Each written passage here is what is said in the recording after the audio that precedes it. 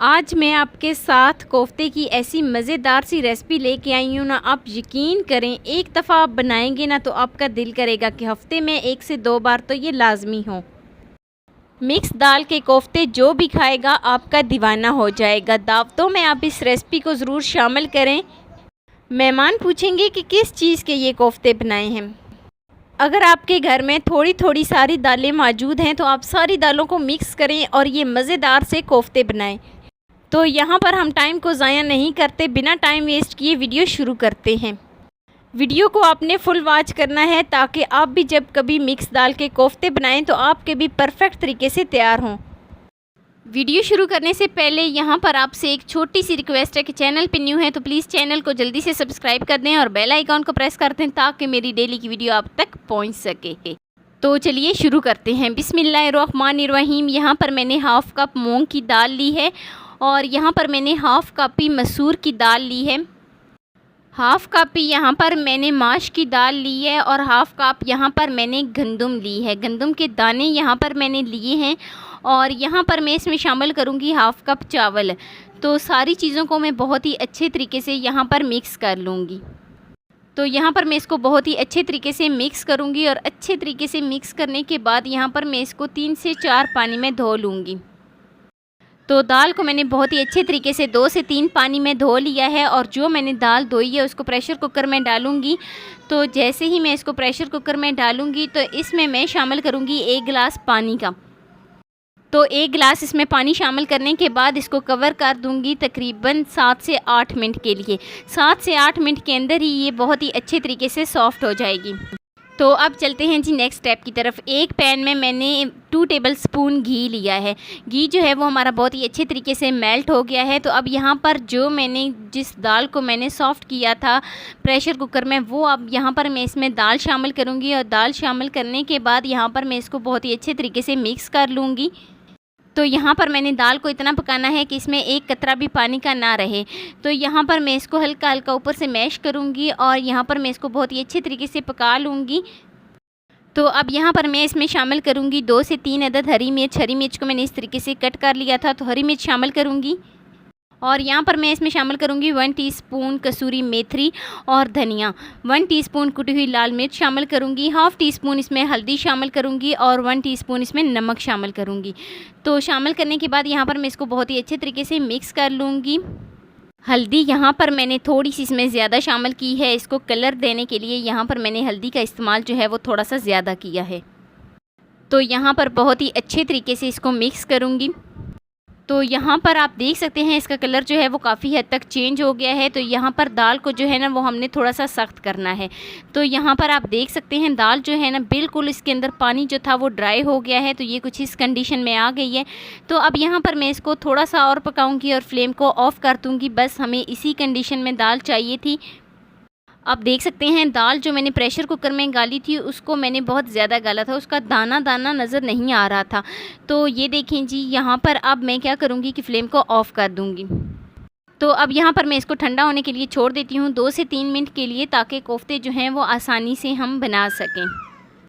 तो दाल जो है वो जैसे ही ठंडी हुई है वो और ज़्यादा सख्त हो गई है। तो अब यहाँ पर मैंने इस तरीके से थोड़ा सा घी लिया है, हाथों पे इस तरीके से लगाया है और लगाने के बाद यहाँ पर मैं थोड़ी सी दाल लूँगी और दाल लेने के बाद इसको गोल गोल इसका एक पेड़ा बना लूँगी। तो यहाँ पर मैंने छोटे छोटे बिल्कुल इसी तरीके से सारे पेड़े इसके बना लेने हैं। बिल्कुल ये गोल होनी चाहिए और जो पेड़ा बनाऊँगी वो थोड़ा सा सख्त होना चाहिए। कहीं से भी पेड़ा टूटा हुआ नहीं होना चाहिए। इससे क्या होगा कि जो कोफ्ते हैं वो सही नहीं बनेंगे, टूट जाएंगे जैसे ही घी में जाएंगे। तो यही बेसिक वजह होती है कि जब भी हम कोफ्ते जो हैं वो घी में डालते हैं तो जो कोफ्ते होते हैं वो टूट जाते हैं, क्योंकि हमने बहुत ही अच्छे तरीके से उसका पेड़ा नहीं बनाया होता। तो यहाँ पर आप देख सकते हैं इसी तरीके से यहाँ पर मैं सारे जो है कोफ्ते बना लूँगी। तो लीजिए जी, सारे कोफ्ते जो हैं वो मैंने बिल्कुल इसी तरीके से बना लिए हैं। तो अब यहाँ पर मैं इसको फ्राई करती हूँ। तो यहाँ पर मैंने पैन में घी लिया है, घी जो है वो फुल गर्म हो गया है। तो अब यहाँ पर मैं इसमें एक एक करके सारे कोफ्ते शामिल करूँगी। तो यहाँ पर अहम स्टेप है कि घी जो है वो फुल गर्म होना चाहिए, तभी कोफ्ते जो हैं वो टूटेंगे नहीं। तो ये पहले से ही हमने इनको बहुत ही अच्छे तरीके से पका लिया था। तो अब मज़ीद पकाने की ज़रूरत नहीं है, बस इसका कलर चेंज हो जाए तो हम जो है ना इनको बस इतना ही फ्राई करना है कि इनका कलर चेंज हो जाए। तो पहले 1 से 2 मिनट के लिए मैंने इसमें चम्मच नहीं हिलाया, तो जैसे ही इसका कलर जो है वो चेंज हुआ है, तो अब यहाँ पर मैं इसकी साइडें चेंज करूँगी ताकि जो बहुत ही अच्छे तरीके से पक जाए, इनका एक जैसा कलर आ जाए। तो बहुत ही खूबसूरत सा एक गोल्डन सा कलर आ गया है, आप देख सकते हैं। तो यहाँ पर मैं जितने भी मैंने इसमें कोफ्ते शामिल किए थे उनको बाई निकाल लूँगी। तो देखें जैसे ही मैंने इनको घी में शामिल किया है, ये ना ही टूटे हैं ना ही एक दूसरे के साथ चिपटे हैं। इसकी वजह ये थी कि जो घी था वो फुल गर्म था और जो कोफ्ते थे उनको बहुत ही अच्छे तरीके से प्रेस करके तो फिर उनको हमने राउंड शेप दी थी। तो यहाँ पर मैं सारे कोफ्ते बिल्कुल इसी तरीके से निकाल लेती हूँ बाहर। तो देखें जी कितने खिले खिले कोफ्ते जो हैं वो बने हैं। तो यहाँ पर मैं सारे कोफ्ते जो है वो निकाल लेती हूँ। सारे कोफ्ते फ्राई हो गए हैं, तो अब यहाँ पर मैं इनको निकाल लेती हूँ और कोफ्तों को निकालने के बाद इनको साइड पे रखती हूँ और चलते हैं जी नेक्स्ट स्टेप की तरफ। तो यहाँ पर मैंने हाफ़ कप घी लिया है। घी जो है वो फुल गर्म हो गया था। तो यहाँ पर मैंने एक मीडियम साइज़ का प्याज लिया था। प्याज मैंने फाइनल चॉप कर लिया था। तो अब यहाँ पर मैं इसमें प्याज शामिल करूँगी। प्याज शामिल करने के बाद मैं इसको बहुत ही अच्छे तरीके से मिक्स करूँगी। तो जैसे ही इनका थोड़ा सा कलर चेंज हो जाए प्याज का, तो यहाँ पर मैं इसमें शामिल करूँगी 1 टीस्पून कुटी हुई लाल मिर्च और 1 टीस्पून इसमें नमक शामिल करूँगी और थोड़ी सी इसमें हल्दी शामिल करूँगी। तो हल्दी शामिल करने के बाद यहाँ पर मैं इसको बहुत ही अच्छे तरीके से मिक्स कर लूँगी। हमने इसमें और मसाले शामिल नहीं करने क्योंकि हमने पहले ही कोफ्तों में शामिल कर दिए थे मसाले। तो कुछ सेकंड पकाने के बाद मसालों को यहाँ पर मैं इसमें टमाटर शामिल करूँगी। 2 मैंने मीडियम साइज़ के टमाटर लिए थे। टमाटर जो थे मैंने उनको फाइनल चॉप कर लिया था।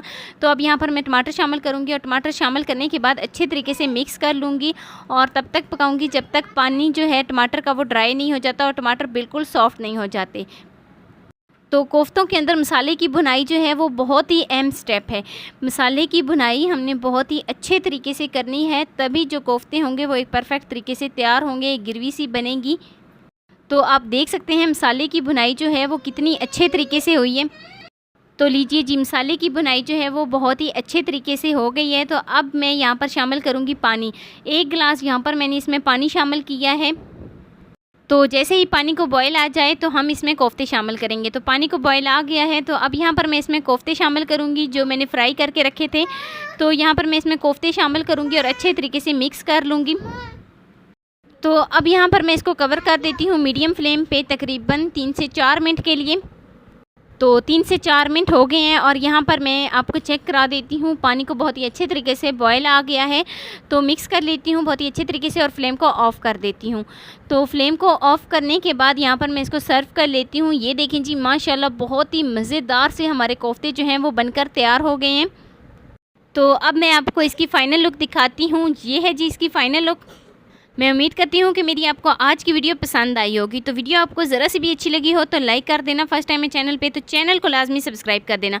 दोस्तों के साथ रिश्तेदारों के साथ शेयर लाजमी करना और मुझे एक प्यारा सा खूबसूरत सा फीडबैक लाजमी देना कि मेरी आपको आज की वीडियो कैसी लगी। तो मिलते हैं नेक्स्ट वीडियो में एक नई रेसिपी के साथ। अपना बहुत सारा ख्याल रखना। अल्लाह हाफिज़।